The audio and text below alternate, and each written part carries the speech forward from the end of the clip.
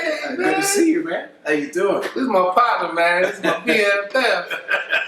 That's the Prince, y'all. Give it up. Come on. Yes, sir. I'm glad to be here, man. So this is the first second guest that y'all requested. First we had beautiful Shay on here.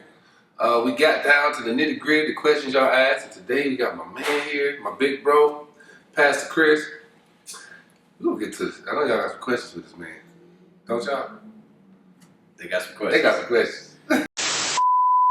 This is ML Adams 1976. She said, when Ready to Love first premiered, several YouTubers and Facebook groups of which I'm a part of discussed the lack of plus-size women representation on the show and on TV in general. There are some who feel that men of a certain caliber will never date a plus-size woman. They also feel that in our current culture of leveling up, that a decent man, seemingly like yourself, with a great job, educated, etc., will not choose a plus-size woman as a mate.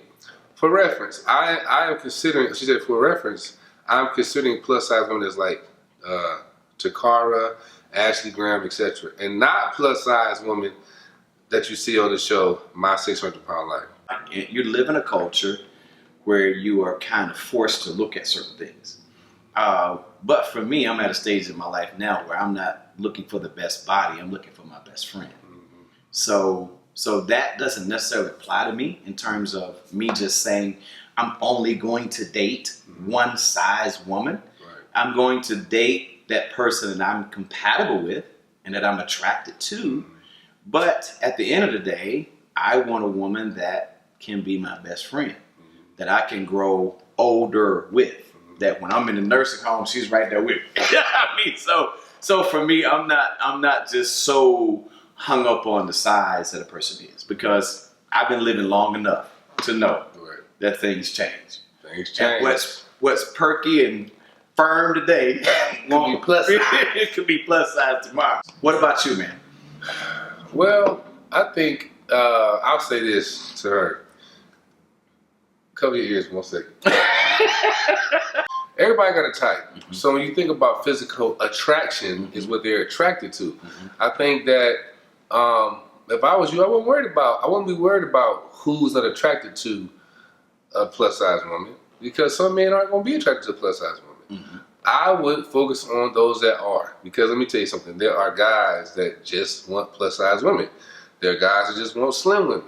There are females that want tall men. There's females that want short men. If I was a short man, I'm not going to be worried about, dang, y'all always choosing the tall dudes. There's going to be somebody that's going to appreciate my little short ass, and I'm going to be happy with them. Yeah. So, as far as the network is concerned, we don't have no control of that. Yeah. We showed up, and people was there, we didn't know what it was. So, yeah, we don't have any control of who they casted.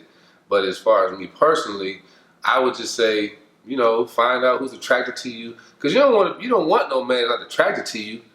You know, feel like he's doing you a favor. You want a man that's gonna look at you every day and say, "Man, that's mine, and she's beautiful." And there's somebody out there that will appreciate you, baby. Now, if you the 600 pound plus size, it ain't gonna be me. No, it your big ass. Mike, you are crazy. I don't think it would be either one of them. I'm just be real. It's all about your heart. No, baby, your heart is too big, and so are you. All right? Alright. So hard anybody be. Everything, man. I can do plus size, but I can't do whale size. Jazzy Jennifer. The last part got cut off. Sorry. Jazzy Jennifer. I know Jazzy Jennifer. Oh, you know Jazzy? I know Jazzy Jennifer. Okay. She follows me. She's cool. What's up, Jazzy? What's up, Jazzy?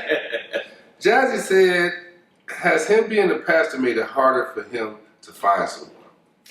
That was really one of my whole issues, because with me being a pastor, it's difficult to date. Yeah. It's difficult to go through the whole process of trying to find somebody, especially if you're trying to date in the church world. You know, as far as, you know, I don't want to date somebody in my church. I don't want to date somebody in my pastor friend churches. So it's a little bit tough for that. So I have to find ways to meet people, because there's always the possibility of something going wrong. He tried to have the pool pit. They gonna bust you around the pool pit. They be busting my windows out. A lot of service going on. PK. Mm-hmm. Do you think sometimes people hold you to a standard of not being human when you're a pastor? Is that a problem too? Yeah, excuse me. That's a major issue in terms of you don't really understand. People look at you as a pastor. And I know we should live by quote unquote a different set of rules, Right. because we're leading people. Right. But sometimes people think we don't have a life outside of church. Right. That we don't like music. Right. That we don't like to hang out. He dances to that music. Yeah. He going. Yeah, so that's the whole thing. It's like that's how they think. So they put pastors in a box, Yeah. and it's like it's hard for us sometimes. It's hard for us just to not only date, but just to have a normal Yeah. life. You hear that, Jazzy? This Just is a normal. Hey man, he's just trying to live his best life in a normal way. in a normal way, yeah. Normal way. All right, let's see what we got next. Her name is. Can you say that name? Oh, I don't know. Oh, wait a minute. She said, "Please don't say my name." Oh! This next person, she said she don't want us to say her name because this dude, he gonna hear this and probably be upset. Yeah. So, question for you and Pastor Chris: a man from my church pursued me by messaging me on social media. We met, dated 3 months, then broke up. During that time, he had only kissed me on the cheek and forehead. We broke up, then he came back after 5 months and asked me to date him again. We dated for 3 weeks and broke up because we had an argument over the fact that he wanted the kissing to progress naturally. And I was like, "What's up, man? It's been 3 weeks already, and we can't even discuss kissing without an argument. Really? Is he gay, or is kissing a big deal for Christian men?" I'll let you go first. Ooh. I wouldn't say that he's gay. I think that maybe he's dealing with some kind of convictions. Because basically, it just depends on which religious circle you're in. Mm-hmm. Some people have stricter teachings than other people. My church, I mean, we do teach a little bit about staying away from certain things. Right. Because how do you stop it? And as a man, sometimes it's hard to stop once we get going. Because there's a scriptural reference that we use that says a man cannot bring hot coals to his chest and not be burned. Mm. So there's an issue there that once you turn that on, sometimes it's hard to say. Turn this on. Yeah. You hot cold will burn you. I'm sitting right now, baby. I don't know about him, but you turn this up and on.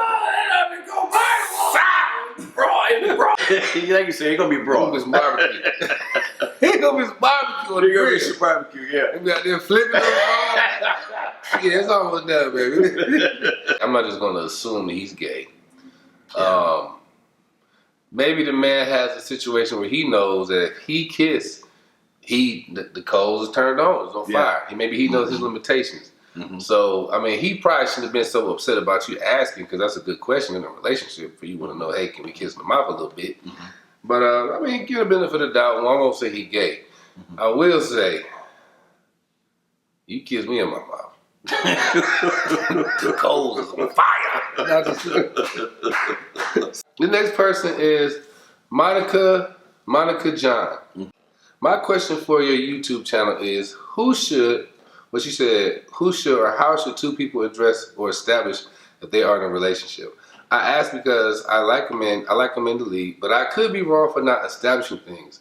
Thanks, bro. Love the channel. Thank you, Monica. Mm-hmm. You want to go first on that one? Let me hear your answer on that one. Don't ever assume you're in a relationship with a man. Mm-hmm. All right? We see in a woman, and I'm just speaking in general, but usually in a woman's mind, if you've been hanging around them every day, and y'all having sex, and y'all kissing, and y'all doing all these lovely things. I've been around her for 6 months. Mm-hmm. You in a relationship. But guess what, baby? You're in a relationship by your damn self. Yeah. I'm sorry. Because No, man, I'm on your channel. I'm going to try to tone down the cussing. But I mean, you're in a relationship by yourself because men, we going to tell you. Mm-hmm. We like, back in the day, it ain't changed.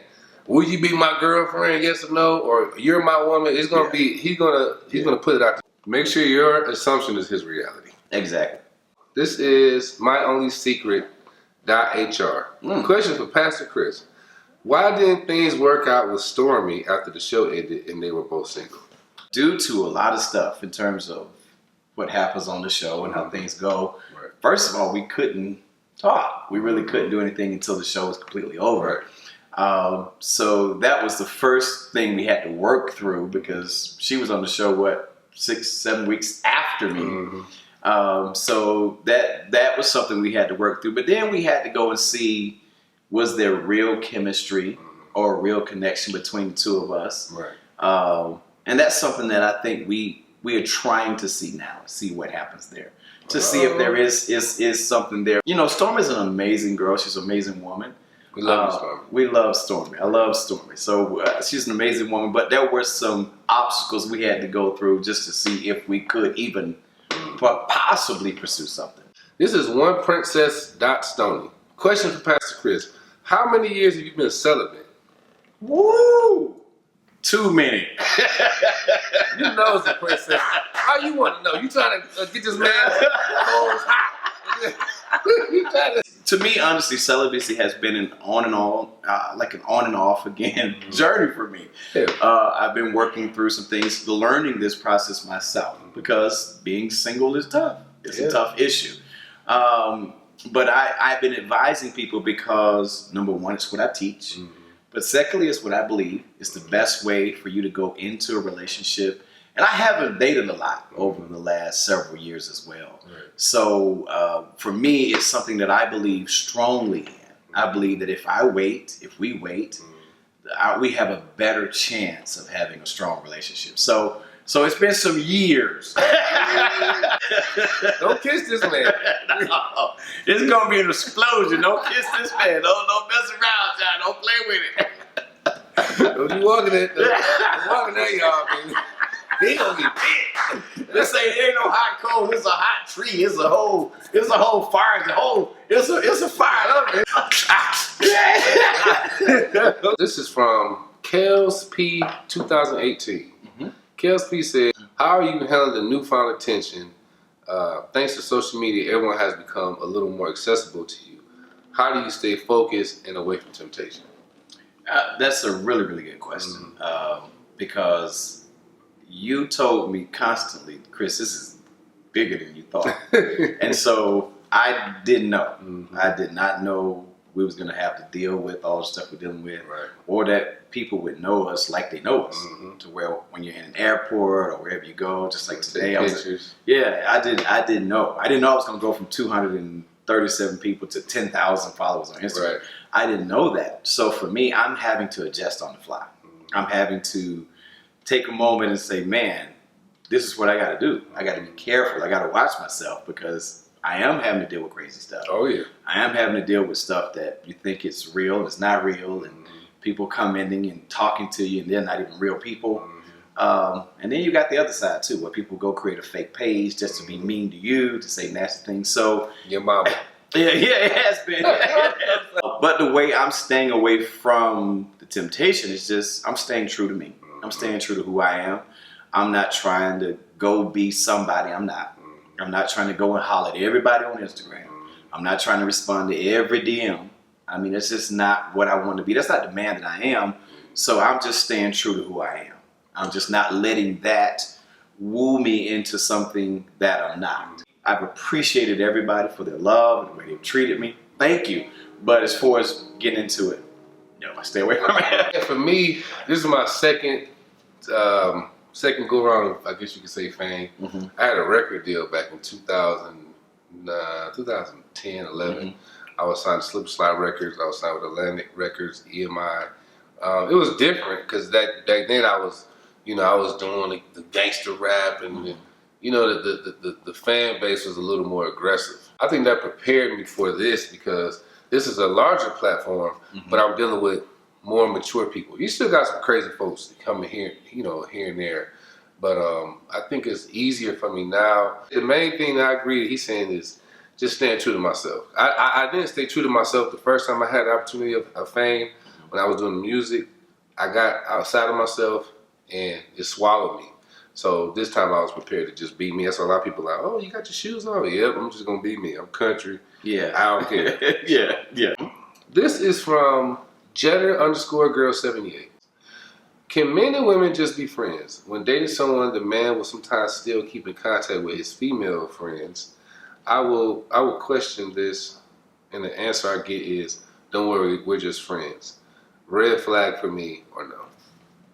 Well, that's a tough question. And that because it would cause you to try to lump every man into one basket. And that's not necessarily true. There are some men who can have just friends.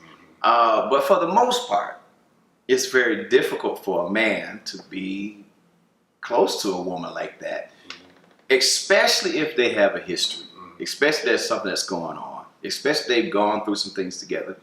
It can be challenging. But now, is it a deal breaker? I don't know.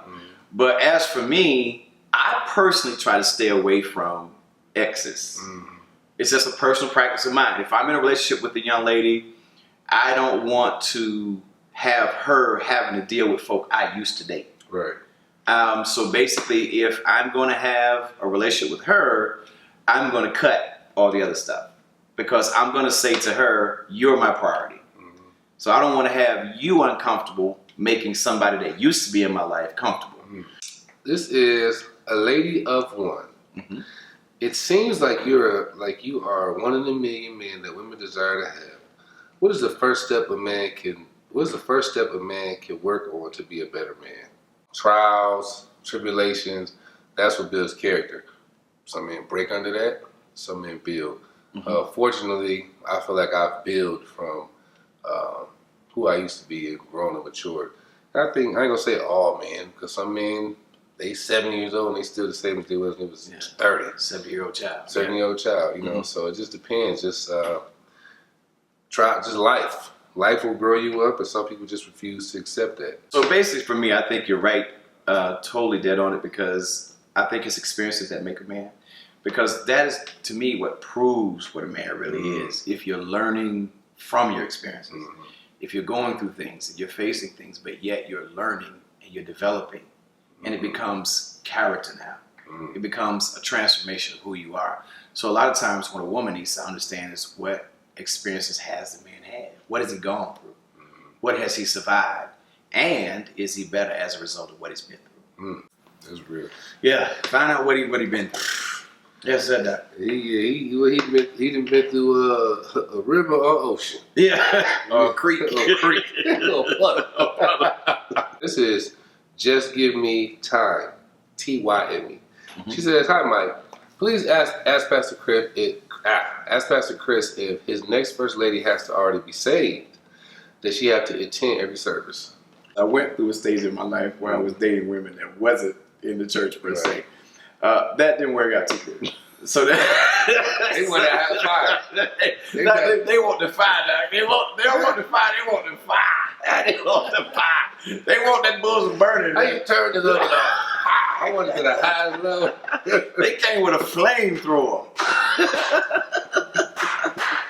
So I did come back to my senses to realize I needed a woman who understood my religious beliefs, who could handle what I go through, because to be a pastor is very stressful. I deal with stuff every day, and I never know what I'm going to wake up and what I'm going to face. So I got to have a woman who has the right temperament. At the end of the day, I'm in a real battle. I'm going through real things. And when it's time for me to pray and do different things that come with who I am, I need her to be able to move with me. I don't have time to try to train and teach you. I need you to be able to flow when I flow. I ain't gonna say she gotta be there every Sunday. She can miss maybe once a month. That's it, once a month, baby. Once a month. People become what they behold. So if they never see the pastor and his wife together, they don't have that image. And so since I've been single, that's one of the things my church has had to deal with, is the absence of that imagery of what it looks like to have this godly couple before you every week. This is from Taylor Monique. She says, how fine is the line between playing hard to get and playing games? I realize I'm unable to connect because my guard is so high up in most situations. For me, this looks like not texting or calling when I know I'd really rather reach out to that person, or not being able to express genuine thoughts and feelings such as, I like to see you or I miss you. As an emotional woman, I don't want to fight that more sensitive, sensual side of myself, but I'm often paralyzed by the fear of rejection and the thought of being vulnerable all over again. Sounds very silly saying it out loud, but I want to know, as a woman, do we hurt ourselves when we aren't honest in that way? Or is that just our discernment letting us know that it's not safe to proceed? I think for her, it sounds like there's a little bit more of healing that needs to happen in her Mhm. life. She still seems to have a problem with being vulnerable and being open and expressing what she really feels. So maybe the healing that she needs will bring the security so she could express whatever without fear of rejection, without fear of being insulted or even running the man away. Right. So my first thing to her is you need to heal. Make sure you're good and heal. Secondly, I think you have to go at a pace that is respectable and decent for the both of you. That's where the discernment kicks in, because some men don't like you coming at them every 5 minutes. Some men don't like it when they haven't heard from you every 5 minutes. So you got to find out what kind of man you're dealing with. You know, are you dealing with the guy who likes you to text him every 2 minutes, I miss you? Are you dealing with a guy that can hear from you every 2 or 3 hours, every 2 or 3 days? Because there are some guys who just don't flow like that. And once you find out what he likes, then you just give it. You accommodate it. You don't have to play so hard to get, especially if he's into you and you're into him. Let him lead and see. If this man is, you'll know if the man really, if he's into you like that. If he's not, then maybe you shouldn't be telling him you miss him and you're thinking about him, because he hasn't led and shown you that first. Sometimes men are not expressive. Sometimes men don't share their emotions. Yeah. So the woman is left to try to figure out, well, what does he want me to do? What does he want me to say? And so that's when the discernment is going to be very critical, so that you can give him exactly what he wants. Yeah. Because if not, you can come across as clingy. And some men, some men don't want clingy or needy. And then once you do that, he's going to throw you into a whole other category and not want to deal with you at all. Yeah, I think that's Yeah. a lot, majority of men. Love Sugar Beat says, "Hello, Mike. Hope all is well. Question for today or next Wednesday: How long should a woman wait for a marriage proposal?" Wow. So it's not like you're not 18 trying to figure out your crush level and all that stuff. Once you get to this age, you've been through so much BS. You should see the red flags. If you in your 40s, if a man in his 40s and 30s, he should know that, okay, I've seen that before. I don't like that. All right, I'm done. It take a couple months. But once you reach the year, for me at this point, as a man, I'm gonna say, okay, I'm 39 years old. I've seen it all. It's been a year, and I still feel how I feel about this woman. It's time to go and move forward. That's how I feel about it. Yeah. That's enough time. Girl, don't tell me you been with this man for no 10 years. Come on, we working on it. We still trying to figure it out. Trying to figure it out. No, you ain't figured out. Oh, he figured It's out. figured out already. Yeah. He already know he finna marry you, girl. Like, what? 10 years? He done with the high school, college, pre-med, Man school, everything. Still talking about I don't know. What? You don't know. Nah, it's time to move on. It's time to move on, man. Dang, let me see if I can find The that. girl said she got offended or something. Oh, yeah. Let me find her, too. Yeah, let me find that one. The lady was mad. She might have blocked me. She didn't get mad. She got mad at you. I can't even find her. She might have erased the comment. She basically was saying she felt like I was being disrespectful to Christianity. Because, and my thing is, this is my thing. This is one of my best friends. He's a Christian. He's a pastor. My father, my mother was a Christian. My father was a Christian. My whole family is Christian. Just because I choose a different spiritual belief or a different path does not mean I'm disrespecting what you believe. I think that's what's wrong with people. People don't believe you can just disagree on something and be fine. Me and him together every day. Yeah. He ain't in there trying to convert me. I ain't in there trying to convert him. We work out. We have a good time. It's understood. This is a pastor, a Christian. He's enjoying his life. It's understood. I'm a Babalawo. I'm an African priest, and it is what it is. I think people got to stop letting religion divide you. This is my brother. Yeah.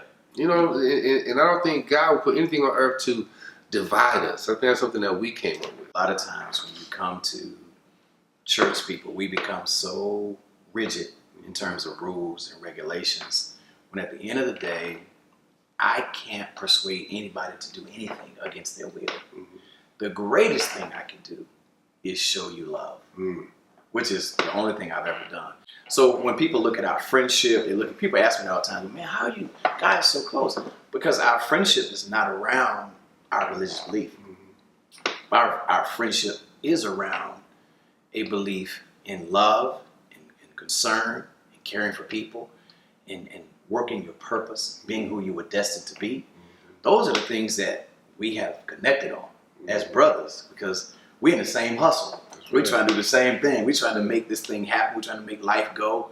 So our relationship has never been built around this guy's a Christian, this guy is an E5. This is who he is. So our whole thing has not been that. So my only responsibility as a Christian is not to judge you, not to beat you down, not to disrespect you, but it is to love you. Sometimes I think we get so legalistic, so strict on things that we forget to just simply love. That's exactly right. I love you. I love you, man. I love you, brother. I love you too. That's your answer, girl. You better learn how to love. That's what God wants from you. We enjoyed you. This my man. Yeah, make sure y'all follow him on Instagram. He just reached 10,000. He had 200 when we first met, 237 followers. Yeah. A few weeks later, 10,000, because when people just been enjoying his page, you know, joining, he giving knowledge on his page, having a good time. So follow us on your page. Pastor Chris SR. Pastor Chris SR. So follow me. I would love to have you on my page, and let's grow together. And tell them also where your church, the location of your church, for people that want to come to your service. Yeah, my church is down in Hogansville, Georgia. It's a wonderful location. We're at 190 Industrial Drive. Come down. We're there at 10 o'clock a.m. every Sunday. So it's an amazing thing. So if you're ever in Atlanta, it's about 45 minutes outside the city, but it's a wonderful drive, and you would have a blast. It'd be lit. So, hey, man, thanks again, y'all, for, checking us out. We love you all. This is the Distinguished Barbarian, Pastor Chris.